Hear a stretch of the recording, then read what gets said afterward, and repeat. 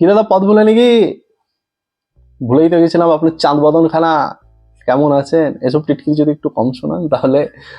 আপাতত বই বানাতে প্রকাশিতব্য একটা বই নিয়ে কথা বলতে এসেছি। বইটির নাম নাসত্যপুত্র, টাইটেলে দেখে নিয়েছেন, তাই বেশি সাসপেন্স ক্রিয়েট করে লাভ নেই। মিথিল ভট্টাচার্যের লেখা এবং দ্য ক্যাফে টেবিল থেকে প্রকাশিত। যে বইটি নিয়ে মৃন্ময়ী তার পরাহত ভাগ্যনায়কের ভিডিওতে অলরেডি কথা বলেছিল। নাসত্যপুত্র হচ্ছে পরাহত ভাগ্যনায়ক এবং পরাহত ভাগ্যনায়কের যেটি দ্বিতীয় খণ্ড, সেই দুটির মধ্যে একটা ব্রিজ বা একটি কানেকশন তৈরি করছে। পাঠক মাত্রেই কোনো বইকে যখন পাণ্ডুলিপি অবস্থায় পড়ার সৌভাগ্য হয়, তার একটা আলাদা আনন্দ, উন্মাদনা, উত্তেজনা কাজ করে। তো আমি সেই সৌভাগ্যবান পাঠক যে নাসত্যপুত্রকে পাণ্ডুলিপি অবস্থায় পড়ে নিজের মতামত জানানোর সৌভাগ্য পেয়েছি। তো যেহেতু বইটা বইমেলায় আসছে এবং বইটা যেহেতু আমার অলরেডি পড়া, তাই আমি বইটা নিয়ে আপনাদেরকে দু চার কথা জানাতে এসেছি। অবশ্যই বইটা নিয়ে পাঠ প্রতিক্রিয়া কিন্তু আমি জানাচ্ছি না। এখনই যদি আমি সবকিছু রিভিল করতে যাই, আমার হাতে চৌমাথার মূলধন ফাঁসিতে টাঙিয়ে দেওয়া হবে।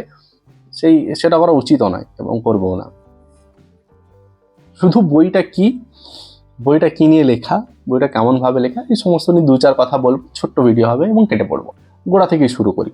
বইটির নাম কি? নাসত্যপুত্র। গঙ্গাপুত্র ভীষ্ম। তাহলে নাসত্যপুত্র কে? তাহলে হয়তো জানতে হবে নাসত্য কে। আচ্ছা, একটু বলেই দিই। মাতা মাদ্রির দুই সন্তান, একজন নকুল এবং একজন সহদেব। তাদের দুই পিতা, একজন নাসত্য এবং একজন দ্রাস্য। তারা নাসত্য এবং দ্রাস্যের সন্তান হচ্ছেন যথাক্রমে নকুল এবং সহদেব। কিন্তু এই নাসত্য এবং দ্রাস্য কে? তারা তো দেবতা। তো দেবতা বলতে কি আমরা সেই ক্যালেন্ডারের ছবিতে যে দেবতা দেখি সেই দেবতা, নাকি আসলে আমাদের একটা প্রবণতা থাকে যা কিছু আমাদের সাধারণ বিচার বুদ্ধির বাইরে, তার মধ্যে একটা অলৌকিকতা জুড়ে দেওয়ার আমাদের একটা প্রবণতা থাকে মানুষদের। কিন্তু সেই প্রবণতার মাঝখানেও কি নিজের যুক্তি চিন্তা দিয়ে একবার ভাববার কোনো অবকাশ থাকে? অবশ্যই থাকে। যে অবকাশ আমরা দেখেছিলাম পরাহত ভাগ্যনায়কে, মিথিল ভট্টাচার্যের লেখা ক্যাফে টেবিল থেকে প্রকাশিত। তো নাসত্যপুত্রর ক্ষেত্রেও কিন্তু সেটির অন্যথা হয়নি। সেই বিচার বুদ্ধি দিয়ে সবকিছুকে একবার মাপকাঠিতে মেপে নেওয়া, নিজের বিচার বুদ্ধির মাপকাঠিতে মেপে নেওয়া। তো নাসত্যপুত্র তাহলে নকুল, এবং নকুলকে নিয়ে বা নকুলের দৃষ্টিভঙ্গিতে, নকুলের চোখে দেখা মহাভারতের গল্প, এটুকু আমি বলতে পারি। নকুল যিনি একজন স্বভাবসিদ্ধ, মুখচোরা, লাজুক, ইন্ট্রোভার্ট মানুষ, যে নিজের ক্ষোভ বিক্ষোভ, রাগ, জ্বালা, যন্ত্রণা, অভিমান, ভালোবাসা কোনো কিছুই মুখ ফুটে বলে উঠতে পারেন। অথচ যিনি একজন অত্যন্ত সুদর্শন মানুষ, যাকে একবার দেখলে মানে আরেকবার না দেখলে মন ভরে না, মনে হয় আরেকবার দেখি এত সুদর্শন একটা ছেলে, কন है जो पू को मुड़ के नहीं देखा, এরকম একটা ব্যাপার। এত সুন্দর একটা মানুষ, এত সুদর্শন।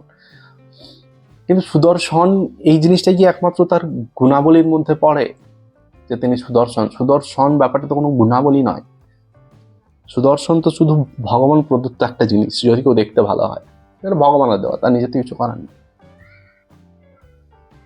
নিজে দেখতে যতটা সুন্দর, মানুষের মনটাও কি অতটাই সুন্দর? এটাই হচ্ছে ব্যাপার। নকুল যাকে দেখতে এত সুন্দর, সে মানুষের মনটাই কি অতটাই সুন্দর, নাকি সেই মনের মধ্যেও একটু জটিলতা, একটু কুটিলতা আছে, নাকি সে সত্যি সরল সাদা সিধে একজন মানুষ, নাকি দুটোর কোনোটাই নয়? নকুল একজনকে ভালোবাসলো নিজের মন প্রাণ ঢেলে, কিন্তু সেই ভালোবাসার পরিবর্তে কখনো সম পরিমাণ ভালোবাসা ফিরে পেল না। আপনারা বলতেই পারবেন ভালোবাসা আবার কি, মানে আম বিক্রি করছি যে আমি তোমাকে 1 কেজি আম দিলাম, তুমি আমাকে 1 কেজি জাম দিয়ে দিলে তো শোধবোধ হয়ে গেল, সেটা তো ব্যাপার নয়। কিন্তু তাও মানুষের একটা প্রত্যাশা, ভালোবাসার মানুষটার কাছ থেকে একই রকম কেয়ারিং একটা ব্যাপার ফিরে পাওয়ার, একই রকম ভালোবাসার একটা ব্যাপার ফিরে পাওয়ার একটা প্রত্যাশা তো থেকেই যায়। নকুল কি সেটা পেল? যাই না, পেল না মানে আমি জানি, আপনাদেরকে বলবো না। কেমন লাগলো? পরবর্তীতে নকুলকেও কিন্তু একজন ভালোবাসলো, নিজের মন প্রাণ সমস্ত কিছু ঢেলে বাঁচলো। কে সেই যে নকুলকে এত ভালোবাসলো? নকুলের স্ত্রী করেনুমতি। কেই করেনুমতি? শিশুপালের মেয়ে। কেই শিশুপাল? যে শিশুপালকে সভার মধ্যে মৃত্যুদণ্ড দিয়েছিলেন। কে দিয়েছিলেন? শ্রীকৃষ্ণ বাসুদেব। কেন দিয়েছিলেন? কারণ ওই যে শিশুপালের 100 খানা গালাগালি শুনবো, তার বেশি বলে মুন্ডুটা ঘেঁচাং করে দেবো। আমি শুধু এই দৃশ্যটা একটু আপনাদেরকে বলবার চেষ্টা করছি। একটা রাজসভা, একটা যজ্ঞটজ্ঞর ব্যাপার হয়েছে, অনেক কাণ্ড হয়েছে তার আগে। সেখানে সবাই উপস্থিত, কৌরবরা, পাণ্ডবেরা, আরো সমস্ত আমন্ত্রিত রাজারা সবাই উপস্থিত সেখানে। সেখানে শিশুপালকে হত্যা করলেন শ্রীকৃষ্ণ, শাস্তি দিলেন। শিশুপালের মেয়ে কর্ণমতি, শিশুপালের জামাই নকুল, তিনি কিন্তু সেই সভায় উপস্থিত। তার চোখের সামনে তার শিশুকে শাস্তি দিলেন শ্রীকৃষ্ণ। তারপরে কর্ণমতি এবং নকুলের কি হয়েছে দাঁড়াচ্ছে। কর্ণমতি কি নকুলকে এটা বলছেন যে তুমি তখন উপস্থিত ছিলে, হলেই বা তিনি শ্রীকৃষ্ণ বাসুদেব, তুমি কেন তাকে আটকালে না? তুমি তো জানতে সামনের মানুষটা আমার বাবা, বাবার চেয়ে বড় তো ভগবান হয় না, বাবার চেয়ে বড় তো কেউ হয় না। তো তুমি তো জানতে আমার বাবাকে তিনি শাস্তি দিচ্ছেন, তুমি কেন তাকে আটকালে না, তুমি কেন তাকে বাধা দিলে না? কর্ণমতিকে এটা বললেন নাকি কর্ণমতি কিছুই বললেন না? নাকি সেই ঘটনার পরে নকুল গিয়ে খুব স্বাভাবিকভাবে কর্ণমতির সামনে গিয়ে দাঁড়ালেন যে তোমার বাবাকে শ্রীকৃষ্ণ শাস্তি দিয়েছেন তার কারণ তিনি দোষ করেছিলেন? ব্যাপারটি কি এতটাই সহজ ছিল? তাহলে কর্ণমতি এবং নকুলের ইকুয়েশন কি ছিল? কর্ণমতি এবং দ্রৌপদী, যিনি পঞ্চ পাণ্ডবের স্ত্রী, তার ইকুয়েশন কি ছিল? নকুলের সঙ্গে তার বাকি 4 ভাইয়ের ইকুয়েশন কি ছিল? স্পেশালি অর্জুনের। কেন বললাম আমি কি জানি, আপনারা পড়বেন, আপনারা জানেন। বা নকুলের সঙ্গে শ্রীকৃষ্ণ বাসুদেবের সম্পর্ক কেমন ছিল? তাদের কি শুধুই এরকম ছিল যে কি নকুল কেমন আছো, হ্যাঁ দাদা ভালো আছি, আপনি ভালো তো? নাকি আরেকটু বেশি প্রগাঢ় একটা সম্পর্ক ছিল? এই সমস্ত কিছুর উত্তর এখানে থাকবে।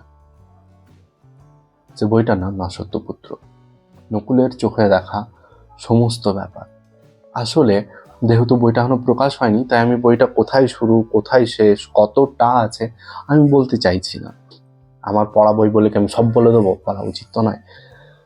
আমি শুধু এটুকু বলতে পারি, দাসত্বপুত্র বইটা কিন্তু মহাভারতের সরলীকরণ নয়, একদম না।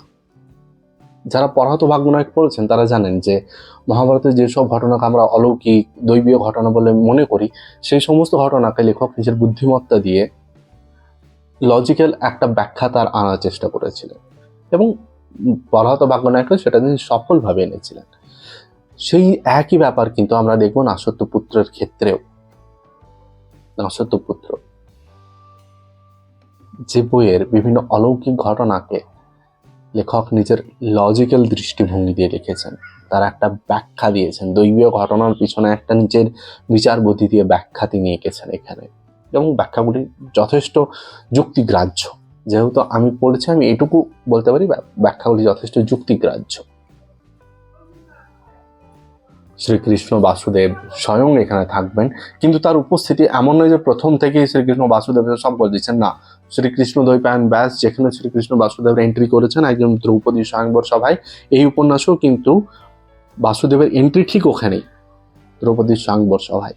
কিন্তু তার আগেও তার নাম ছড়িয়ে পড়েছেন। একজন কীর্তিমান মানুষ, তিনি যতই সেখানে সশরীরে উপস্থিত না থাকুক, তার কীর্তি তো প্রচারিত হতে বাধা নেই, এবং সেটা প্রচারিত হয়। একজন কীর্তিমান মানুষের কীর্তি সমগ্র রাষ্ট্রে প্রচারিত হয়, এবং শ্রীকৃষ্ণ একজন যথেষ্ট কীর্তিমান মানুষ। তাই শ্রীকৃষ্ণ যেখানে উপস্থিত নেই, তার নাম সেখানে আসছেন, একবার না একাধিকবার। তার সঙ্গে যেহেতু একটা পারিবারিক সম্পর্ক আছে, তাই একটা চিঠি পত্রের আদান প্রদানের ব্যাপার চলছে তখনকার সময়ে। সুতরাং একটা উপন্যাস, যে উপন্যাসটা মহাভারতকে আমি বলি প্রেক্ষাপট করে লেখা হয়েছে, মহাভারতের মূল গল্পটাকে রাখা হয়েছে, এবং মহাভারত বেসড একটা ফিকশন তৈরি করা হয়েছে। এই কাজটা তো নতুন কাজ নয়, মানে আমি যদি বলতে চাই, কিন্তু এই কাজটা অত্যন্ত মনোগ্রাহী কাজ। তো এই সমস্ত কিছু নিয়েই বা এই প্রেক্ষাপট নিয়েই মূলত দাসত্বপুত্র লেখা। যে দাসত্বপুত্র কিন্তু আমি আবার বলে দিই, পরাহত ভাগ্যনায়কের দ্বিতীয় খণ্ড নয়। যে দাসত্বপুত্র হচ্ছে পরাহত ভাগ্যনায়ক, এবং পরাহত ভাগ্যনায়কের যে দ্বিতীয় খণ্ড আসবে তার মধ্যে একটা কানেকশন, যে কানেকশন মহাভারতের চরিত্রগুলোকে তৈরি করে দিচ্ছে। যে কানেকশন যখন আমরা পরাহত দ্বিতীয় খণ্ড পড়ব, তখন সেই চরিত্রগুলো আমরা অনুধাবন করতে আমাদের খুব সুবিধা হবে। তো এই হচ্ছে মোটামুটি দাসত্বপুত্রের প্রেক্ষাপট, এবং তার গল্পটাকে একটু ছোট্ট করে বলে দিয়ে চলে গেলাম, কোনো স্পয়লার দিলাম না কিন্তু। যাতে করে আমার ফাঁসি কাটানা ঝুলিয়ে দেওয়া হয়, বুঝলেন তো ব্যাপারটা। তো ব্যাপার হচ্ছে যে বইমেলায় বইটা প্রকাশ হচ্ছে, বইটা অবশ্যই কিনবেন, পড়বেন, এবং বইটার মতামত জানার জন্য আমি নিজেও একটু ব্যক্তিগতভাবে আগ্রহী হয়ে রইলাম, যেহেতু আমি বইটা নিয়ে প্রথম ভিডিও বানালাম এবং বইটা যেহেতু আমি প্রথম পড়েওছি, তো সেই কারণে একটু ব্যক্তিগতভাবে আমি বইটার মতামত জানার জন্য আগ্রহী হয়ে রইলাম, এবং বইটা প্রকাশের পর তো নিজের একটা পাঠ প্রতিক্রিয়া ভিডিও নিয়ে আসবো। আপনারা বলতেই পারেন যে হরি তুমি তো বইটা পড়েই ফেলেছো, আবার পাঠ প্রতিক্রিয়া ভিডিও কি? তো এটা তো পাঠ প্রতিক্রিয়া ভিডিও নয়, ওটা নিয়েও একটা আসবো। তো এই হচ্ছে মোটামুটি ভিডিওটা। খুব ভালো থাকুন, সুস্থ থাকুন, দেখা হচ্ছে পরবর্তী একটা ভিডিওতে। পরবর্তী ভিডিও চেষ্টা হচ্ছে খুব তাড়াতাড়ি নিয়ে আসার। কবে না আমি এখন থেকে কিছু বলতে চাই না, চেষ্টা করবো খুব তাড়াতাড়ি দিয়ে দেওয়ার। তো ততদিন ভালো থাকুন, সুস্থ থাকুন, এবং নাসত্যপুত্র মিথিল ভট্টাচার্যের লেখা দ্য ক্যাফে টেবিল থেকে প্রকাশিতব্য বইটির মুদ্রিত মূল্য এখনো যেহেতু আমার জানা নেই, আমি জানিয়ে দেব খুব তাড়াতাড়ি আপনাদেরকে, এবং বইটির প্রচ্ছদ সবে রিলিজ হয়েছে সেটা আমি এখানে দিয়ে দিলাম। দেখা হচ্ছে খুব তাড়াতাড়ি পরবর্তী একটা ভিডিওতে নতুন একটা বই নিয়ে আলোচনায়। ততদিন ভালো থাকুন, সুস্থ থাকুন, হাত পা ভাঙাবেন না।